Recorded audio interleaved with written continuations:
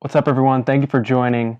Imagine studying public health and neuroscience at Johns Hopkins University, but then temporarily putting that focus away to create an online bakery to help your community and those around you. That's what Christin Lee is doing, and in this interview, this episode, this conversation, we dive into her story and the insights about everything she has created and what she's learned. Let's do it.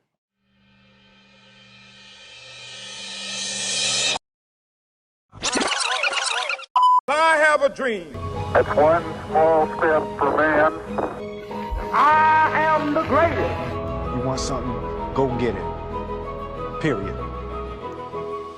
I will say that you had an interest in neuroscience and public health, and I wanted to start there with you today, but just as fascinating is your entry point into creating your own business with Lê Crumb Bakery and just all you've done with that. So before I get into the former part of it, I'm just super curious as to how has that been for you so far this year with creating that? Yeah, this year has definitely been busy. But when I came back home in March, and originally I came back home in March hoping to do research. And because I'm on the pre-med track in Orange County, where it's my hometown, COVID was Orange County is one of the places that was hit hardest the first with COVID cases in California in general. And so my research opportunity was canceled because it was at a local hospital. So with that opportunity closing, I just thought of creating a new opportunity of starting the bakery, since at the time I was already baking a lot anyways. And so I got the ball rolling when classes ended for me in the spring semester. And so I started getting the handle of baking and Lê Crumb Bakery and all that. And then this fall semester, which just ended last week for me, it was really busy trying to balance, Yeah, like you said, being a we'll double. dive into that. Yeah, yeah, for sure. But it's been fun. Yeah. Yeah, and I wanted to say as well, like Lê Crumb Bakery, you've always had a dream of creating your own business, or was it creating your own bakery?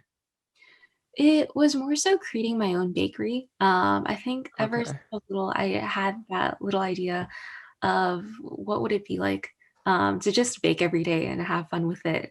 But at the same time, I always dreamt of becoming a doctor and physician, um, and always being on the pre-med track. So I never found an opportunity to go on that idea and creating a bakery and making it into real life. Got it. Yeah, I would love to ask about what your upbringing consisted of to have you enter into a field of public health and like being of service to others, right? And it seems like you're someone who really is, you just want to be in service of others, whether it's through the Crumb now or public health. Those are very like giving fields. Um, what got you interested in that, and like where did you grow up? How was it growing up, and all of that? Yeah, so I think ever since I was little, I loved volunteering. Just the meeting new people and making new connections and hearing about people's stories, and there's so many backgrounds and walks of life, has always been a really inspiring and rewarding experience. Um, and so when I got accepted into Hopkins and I was looking at all the majors and what major I should be, um, I honestly hadn't heard really much about public health before coming to Hopkins.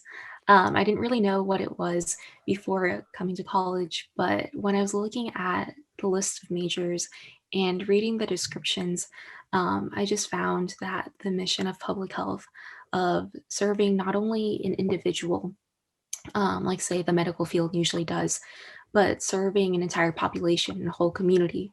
And beyond that, I found it to really resonate with what I've been doing with the volunteering. So that's how it Mm. came to. Yeah, I know you said you wanted to, in a quote, I believe, and I'm paraphrasing it, but in an interview you did, you basically said you wanted to have this be a global impact and not just within the community eventually. Like obviously the agility you've had in making Lê Crumb Bakery in 2020 when people need food the most. Like recently, we did a story on Sharing Excess. They're a nonprofit within Philadelphia, and they've given out 1 million pounds of food total, like since they founded 2, 3 years ago. But they're doing like 200,000 pounds of food delivery during this pandemic alone. So it's like people really truly do need it. Um, so I find it fascinating how you entered into that. And I was going to ask from before, you said the uh, research position you had, was that the one at Stanford, the junior investigator with that research study? No, yeah. That's, Oh, the Stanford position. So I'm a junior investigator at Stanford Medicine, and that's the position I'm currently doing, alongside the bakery. But the I research see. position that ended was at, UCI, UC Irvine, which is Mm. really close to my home. So I thought I'd pick that up, when I came back. Got it, got it. And what is this, before we dive fully into Lê Crumb and just like the entire process and what you've learned and everything, what is the current research study consisting of at Stanford? Yeah, I'm so happy you asked. I love working on that project.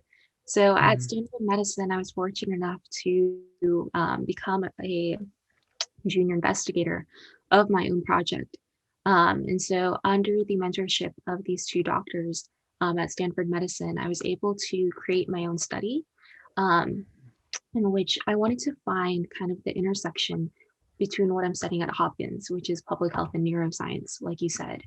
And while Mm. also being on the pre med track, I wanted to study neurological guidelines and the racial and sex disparities in these neurological guidelines, since they're not always representative of the patient populations in which they serve. Got it. Wow. That's so it's like the framework as to how things are done and kind of reorienting the guidelines around them and like the people that are involved within it. Okay. Yeah, exactly. For example, say you look at a guideline for stroke and all the recommendations for it. You'll find perhaps that maybe the patient population of that study is predominantly white, when, say, in actuality, strokes affect the Black population like heavily compared to the white Mm. population. So you want guidelines to have a representative patient population in order to serve like the actual patients affected in the best way they can. Got it, got it. That makes complete sense. And it's so cool too that with what you're doing in public health and what understanding of neuroscience, you started Lê Crumb, and I would love for you to explain what that is because I keep mentioning it and people are probably like, what does that mean?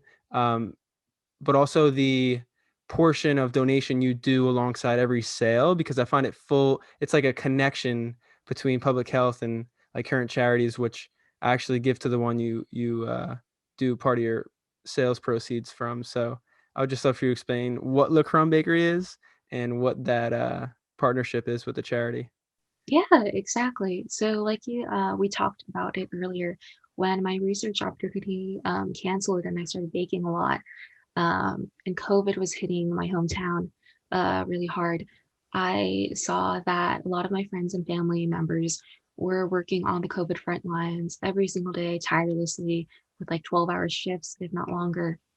And so what I would do was I would bake a ton of banana bread during that trend during this year, um, and I would deliver it to their homes.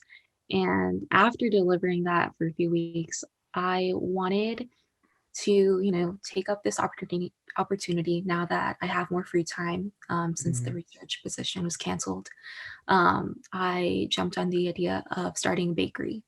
Um, but I was also reminded of all of the people I knew working on the COVID front lines.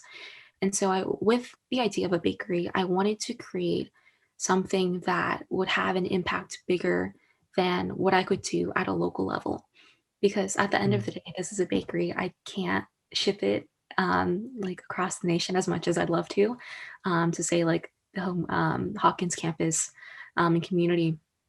And so I thought of adding the mission of donating a portion of the Mm. proceeds to Doctors Without Borders, so that the impact of Lick Crumb could be felt through other means. Yeah, yeah. That's such a nice integration because it's like so many people are creating funds and giving during this time, but some aren't like directly giving to them.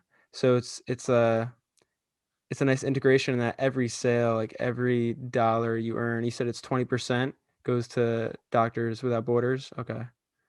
Got it, got it. And what is the beginning process of that like? I know in the fall you said you were really busy. And I know at one point you said and another thing I saw, you do like 10 to 15 banana breads, and I forget the other name of the food item. But you said at one point when it got really busy, you would stay up until like 1 a.m. doing this on your own. I mean, a one woman bakery, all virtual, still is hefty and tough. So how is that beginning of starting your own bakery, your own business basically, and such as just such a great mission on your own as well? What was that like? Yeah. It's been a lot of work, but I've been really fortunate enough to say that I've had such a supportive community around me, which is so helpful. For example, I've had friends who have helped me choose what are the next steps that I'm looking to expand Lê Crumb Bakery. And I'm very bad at technology. And so I had to have a friend help me with graphics and design, who's an art design major. And so she helped with the Lê Crumb logo and all of the graphics and whatnot. And Mm, with the Hopkins community themselves, um, I was fortunate enough to receive 2 grants from them to, get a jumping start on Lê Crumb Bakery, which is really helpful as well. got it. And those were grants specific to businesses started in the pandemic alone, or do they always have these year by year? I think if I remember correctly, it started this summer, and it was to help students, um, to fund students with any opportunities that they would like to start, but they needed a little help in. And so the description for these grants was for those starting research projects, or just like business Mm, projects. And then it was at the same time when I had just started La Crumb Bakery, so it wasn't where it is now, where it's has its own name and whatnot. And so I kind of just shot.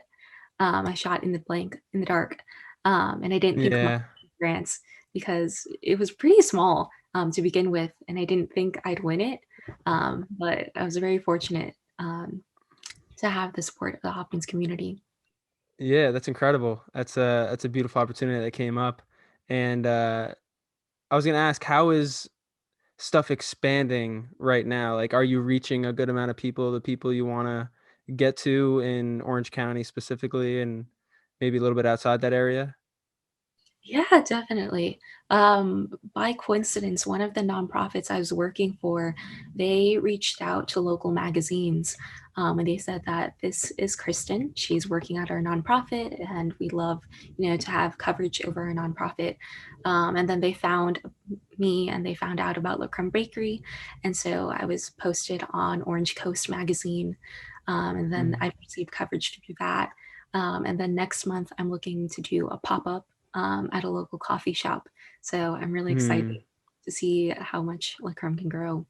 Yeah, yeah, that's a great idea. There's uh there's a ton of coffee shops that would be willing to do that. I know around my area there's like bar and wine lounges and like restaurants partnering with each other. I could definitely see that being feasible. I was gonna ask as well, you talked about the beginning process in which you had people help you, kind of like triangulated your view. You had some help from friends with different things. Um, what has been a bigger hurdle that you've had to overcome? I don't know, financially, you said the one when you got the grant, so that was a huge help. But like as of now, as you're really starting to understand a little bit of business more and more, what is a hurdle you had to overcome and like a fear you had to face when doing this? Yeah, I think one of the biggest things now, and I still ask myself a lot, is it seems like this path that I'm taking between the bakery and pre-med, it doesn't seem to be convergent. They seem to be Mm, very separate paths in which there's very little overlap. Even though I have the mission of donating to Doctors Without Borders and that public health mission advocacy in Lê Crumb Bakery, there's still, like I asked myself at the end of the day, like how far and how big do I want Lê Crumb to go? And how far can I take it to go if I'm going to continue, going to med school and all that in residency, and I'm only going to get busier from here as I finish undergrad. So that's what I've been at. Yeah. Yeah, Yeah. it's an extremely unique um journey you're on right now.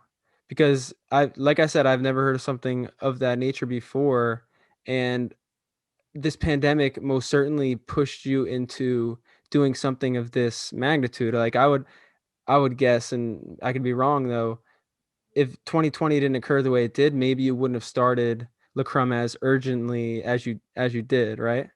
Yeah, definitely not. I honestly wasn't even looking to start it. It was an idea of a friend. I just texted a friend Mm. on a whim, just saying like now, like I don't have any plans for the summer. So like, what if I started a bakery, like just for fun? And then, rather than just like laughing it off, he was like, okay, why don't you? Like you have the opportunity, you have the time, like now's the time to do what you want with it. Mm. So it started off as that. Yeah, yeah. And were your parents involved in the scene of baking or cooking at all, or were they in pre-med or like public health, I should say, or that sector? No, they're both in business. And so Wow. when I sat down in the spring of this year and I asked my mom, was like, what do you think about me starting bakery? She initially just laughed it off. She thought I was having like a mid-college crisis because for all she knew, like my entire life, I've just been on the pre-med track. And then suddenly I'm sitting down and starting bakery. Um, and so she didn't think much of it to begin with because it was just me initially baking for my friends and family. Um, and then now that it's picked up more, I've honestly been so lucky to have their support and have them even go as far as to deliver these orders when I have a midterm or an Oh, assignment. wow. Yeah. That's Yeah. incredible. Yeah, Yeah. yeah. They've Yeah, been you really well, it usually starts off small like that. I mean, any founding story, it's like you start with the people you know, people who get like investors, they have family and friends invest in them. So I mean, I admire the courage to be able to say like, "Hey, I'm going to try this right now." Um and it's like you're young. I mean, I'm young. I'm in a stage where I want to take some risk as well. You can say like starting my own business is risky, but like now's the time to do it. And I feel like this pandemic was that accelerator and like that driving help to allow you to do that. It's just right. it's really cool to me. Yeah. S- Yeah, So definitely. yeah, yeah, and I would love for you to talk on that point before I ask about uh, some of the future ambitions and like the way you're setting things up. Yeah, definitely. I think this year, a friend told me when I was going through like so many changes this year and what I was looking forward to doing, he told me that every rejection is a redirection, which honestly Mm. I couldn't think could ring truer to me and so many others this year. And I've had the privilege Yeah. of starting this bakery and so, all from a rejection of a research opportunity that was unfortunately canceled due to COVID. So, that's a quote I've been telling myself a lot. Yeah. I love that. Yeah. A rejection for a redirection. That's easy to remember. I love that. And I know um I have a friend as in the same position now where he's starting his own product line with something, and he's more of like an operator and let's go step by step, and instead of looking at the bigger picture and like kind of create this fluff around what we're doing. So I see it right now, and obviously because there's some unknown waters that you're swimming in right now, you want to focus step by step and be present. But have you thought about like how you want to continue to make the name bigger and expand the brand, or are you just hyper focused on let me get these meals to people who need it most right now, and we'll see where it goes from there? Yeah. So now that the fall semester's ended and a lot of us students are looking for what to do in the spring semester, myself included, I'm looking forward to hopefully going back to Hopkins in the Mm. spring, and bringing Lê Crumb with me. And so with that, I'm hoping to expand Lê Crumb to Baltimore, um, and to the Hopkins community in general. So that'll be exciting and a new project I'll be working on this winter break. Yeah, yeah. And for you specifically, like what is, because I know we talked about like business obstacles and hurdles within that and the agility you've had in 2020, but like what is something you've learned about yourself or like a realization that's really helped you set yourself up better? Because I mean, having to pass and having to differentiate for temporary time period is not an easy thing. So what are some of the more internal things that came to the surface for you around this time? Right. Yeah. I think one of the biggest realizations I've had, and it's not so much internal, it's Mm, more of like realizing the power of having such a supportive community around me. Um, Growing up, I was always used to doing everything by myself. I'm a first generation college student.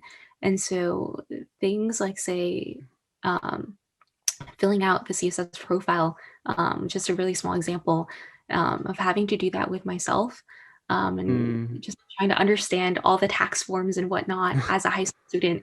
Yeah, so I've always been very independent and like just having to do everything myself. I've grown used to that.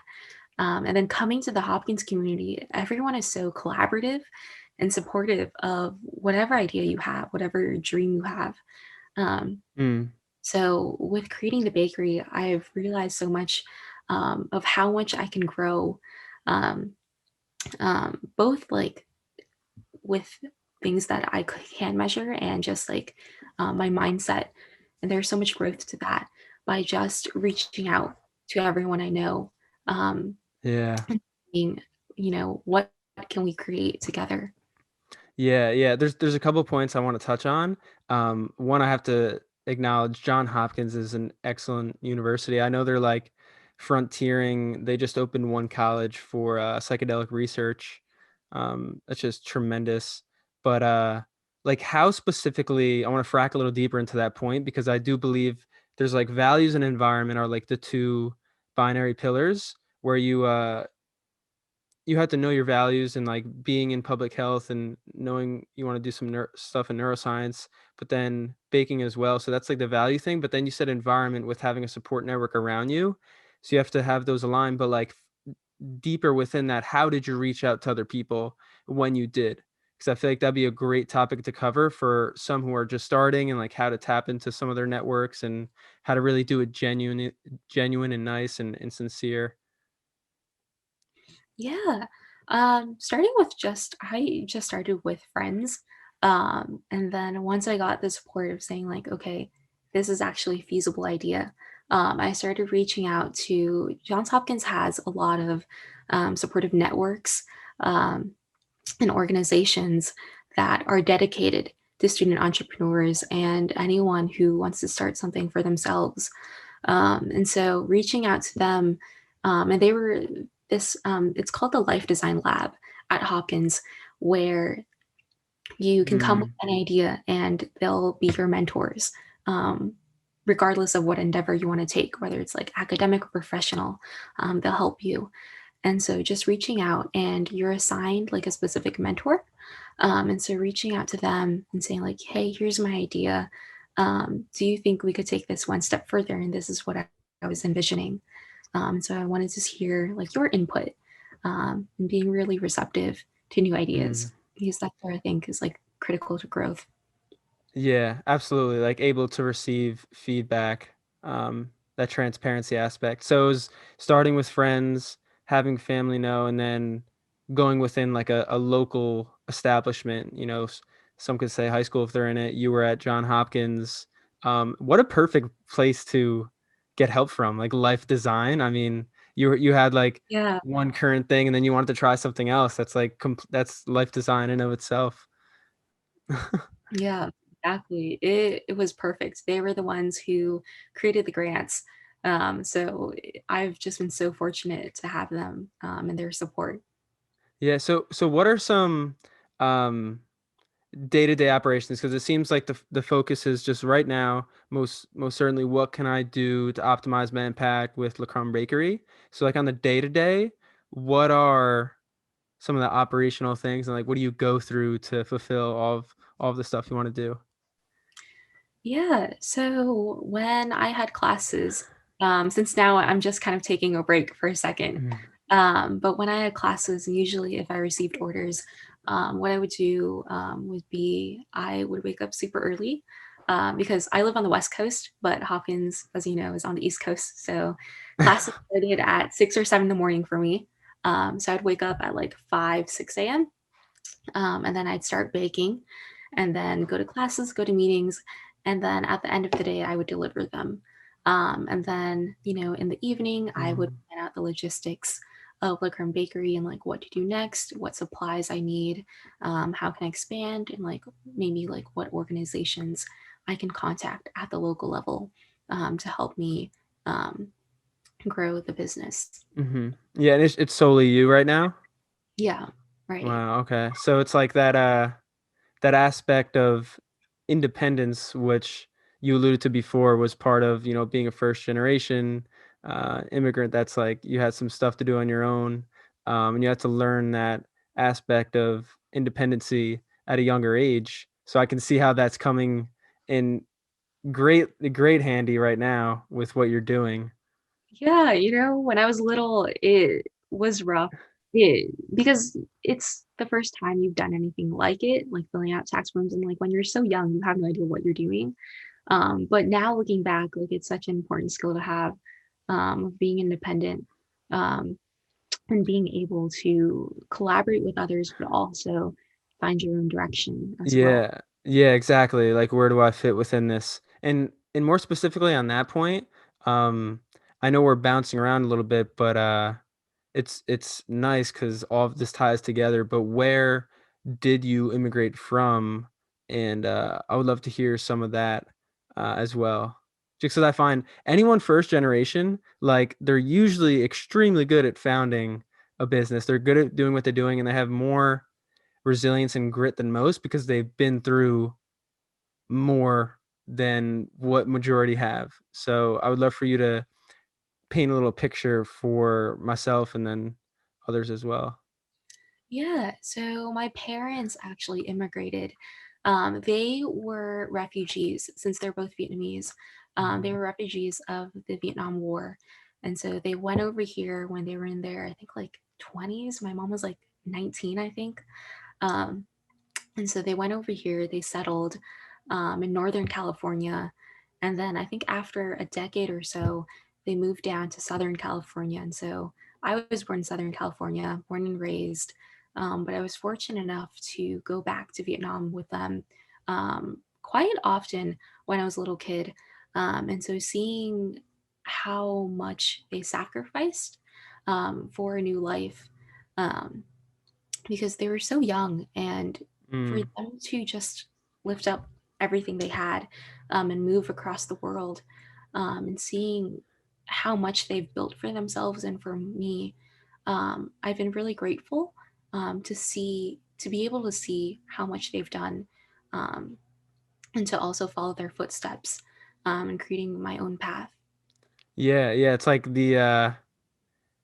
it makes you see the perspective of risk tolerance is not as great as some may portray it as. Like some could say, you know, doing a certain physical activity would be like a risk because it's too strenuous, but like that is nothing compared to someone who immigrated from a completely different country to create a new life for themselves. So I just think like people's way of framing risk can be totally different, and there's so much you were able to learn from that as you venture onto something else. And I will acknowledge before I framed it as though like you were the immigrant coming from a different country, but you are first generation, so that is just as powerful. Though I'm a third generation immigrant. My great grandfather immigrated from Italy when he was just 26 with his then just newlywed. My great grandmother was 19, so it's just incredible. and you look like a century down the line to like, all right, we're here now. There's a pandemic going on, but it that tough skin allows you to face some of these things, because this is the first time our generation has really faced something like that. You know what I mean? So it prepares you for things like this. Right, exactly. Yeah. Yeah. But what is the best way people can support right now? Is it just buying some of Lê Crumb's items, or any other way? I know some might not be in the West Coast for the most part, but how can they help? Yeah, I've had a lot of people from Hopkins ask me that question since, and then like I am part of the Hopkins community, but I'm on the other side um, Mhm. of the nation. And so what we've opted for is, donate to Doctors Without Borders directly if you can. Honestly, that's my main goal at the end of the day, is to support them as much as possible. But some, customers have opted to buy, say, banana bread, beignets, cake, whatever it is, on the Lê Crumb Bakery website, and then have those be made and donated to those fighting on the front lines here in California. And so I'll make them and then donate to those working in the hospitals, or say firefighters. Now that it was just wildfire season this past Mm, fall, and then donate 20% of the proceeds that they bought. got it. Okay. Yeah, yeah. And how many organizations are you helping right now, like within your reach? I know there's probably different ones that pop up every so often, but like how many have you been able to touch? Yeah, it ranges pretty much every single month. Usually, I'd say it's about around 5 organizations every month at the local level. There's always outreach to be done. And then, whatever organizations we do come in contact with, collaborating with them and seeing how we can help them. Got it. Okay. That's amazing. Cheers to that. Thank I you. I also want to add something I really am always pressed to ask, because I'm always so interested, is what is one of your bigger dreams that you want to accomplish, whether it be um, something on a personal level, something on a career level, or something that harmonizes both. I'm so fascinated because I know you're really hyper focused on what you're doing now, and I keep saying that, but it like has to be that way. And especially because, like I said, people need it most. So you know that for sure. But what is a bigger dream you have for like an aspiration of yours in life? I've been thinking about that so much. Now that, next year I'll be a junior in college, and now I got to start thinking like, what are the next steps after college? Um, and being in the Hopkins community where we're number one in public health, and getting to experience that kind of love and adoration for public health, I find is a really rare opportunity that I was so fortunate to be in, and taking all these classes with, the leading public health professionals, and seeing their love and passion for it has really inspired me to, when I get older, regardless of what steps I take next, I think in the end, the ultimate goal for me would be to work in the public health sector, to help especially underserved communities, um, and do whatever I can to help them. Yeah, yeah, absolutely. I uh I saw something today which it said something around the lines of, when the universe assists you when you truly love something, or you do something out of an act of love. So it's like those that really um, are coming from that intentional place, things will actualize into the way you want it. Might not be exactly the way you want it, but it'll fulfill that thing that was on your heart. So for one, admire what you're doing with Lê Crumb Bakery and everything that's going on, and I also admire that you have these bigger picture dreams that you want to accomplish, and you've been pretty set on like what you want to do since you were younger. I mean, that's pretty profound in and of itself. I don't know someone who's been so on track um, with their life. So kudos to that. Seriously. Thank you. It's been a lot of questioning just to like make sure what I want, because Mm, like being in the medical field It's a long path.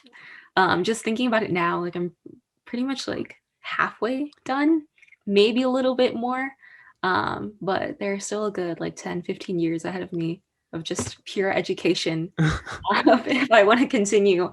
So, a lot Yeah. of touching, but I've really found a love, for it and just been fortunate enough to have the opportunity to delve into the medical field, um, through all the opportunities I had, Hmm. and just, found that my passion for it was reinforced, with every experience. Yeah, absolutely. And I don't think there's a better question to end it on of since it's the end of 2020 as we're recording this, um, and I feel it. I know others have felt it, friends and family. Reflecting and setting intentions for the year ahead is important, and not just goal setting because this year and the next are very unknown what's going to happen, but just a time of like sitting and thinking and like pondering. So with you, you said you've questioned a lot just to really try to remain on. Um, some path, even though in like the meta picture is obviously ebbs and flows, but to me on some type of path, like how have you questioned? Have it been through writing? Has it been through just sitting and thinking? Like what are ways in which you've tapped into that? Because I think it's very critical for those who listen as this will probably come out earlier for 2021.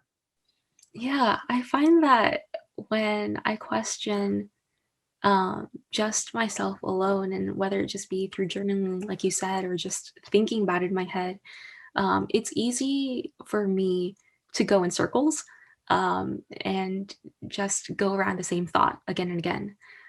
So, what I find to be the most productive for me, during these moments is talking to others, whether they are also pre med or not, just helpful to think it out loud. Um, and think, like, why do I want this path for myself? Mm, And if it is from people who aren't pre-med, like, what makes them interested in the path that they're choosing? Do I want to reconsider and maybe think of a different path? Um, and talking to people from all walks of life to see, at the end of the day, how did they choose what they wanted to mm. become? To see, like, what resonates with me. Yeah, so it's more of like when you ask, it's not like why they're doing what they're doing, but like how they went about choosing that. Yeah, exactly. Because I know that everyone chooses a path for different reasons, but Mm. there's always that undertone of hearing that passion, dedication to them, and what they're doing. And I want to find something for myself that will make me talk about it with the same passion, dedication as what they have told me. Mm.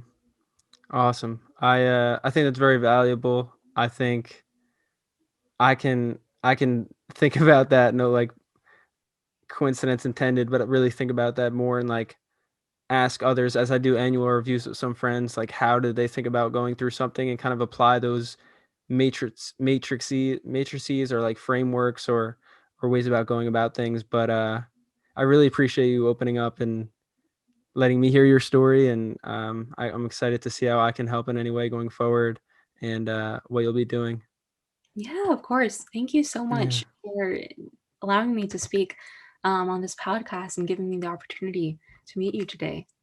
Yeah, absolutely. You Lê Crumb Bakery just on Instagram and on their website. I'll put it in the Yeah, show notes. Okay. exactly. Exactly. Perfect. All right. Awesome. Thank you so much. I appreciate it, Kristen. Okay. Thank you so much.